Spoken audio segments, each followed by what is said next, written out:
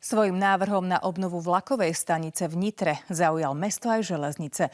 19-ročný maturant vytvoril architektonickú štúdiu. Opravu historickej budovy a stavbu nových častí vyčíslil na 6,5 milióna eur. Stanica je v zlom technickom stave. Táto časť sa asanuje, aby mohol vzniknúť podchod, aby sa mohli ľudia dostať na mestskú dopravu do mesta.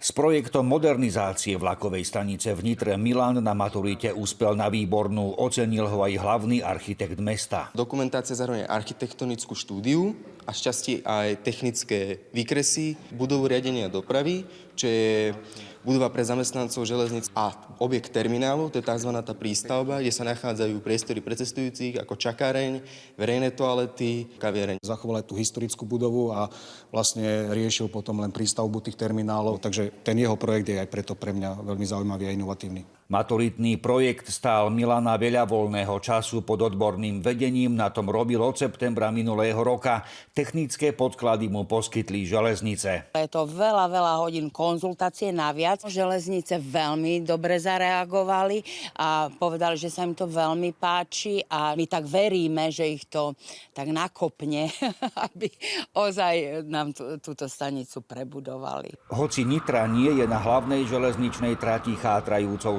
stanicou, denne prejdú stovky cestujúcich. Hrozné. Mohlo by to vyzerať lepšie, samozrejme vec. No, lebo to Nitra na také veľké mesto. Železnice podpísali s mestom memorandum o oprave stanice pred 10 rokmi. Zatiaľ opravili vstupnú halu, v ktorej predčasom odpadol kus omietky. Aktuálne železnice pripravujú verejné obstarávanie na zhotoviteľa projektovej dokumentácie na obnovu stanice. Nevylučujú, že v budúcnosti úspešného maturanta z Nitry oslovia. Miroslav Liko, Slovenská televízia.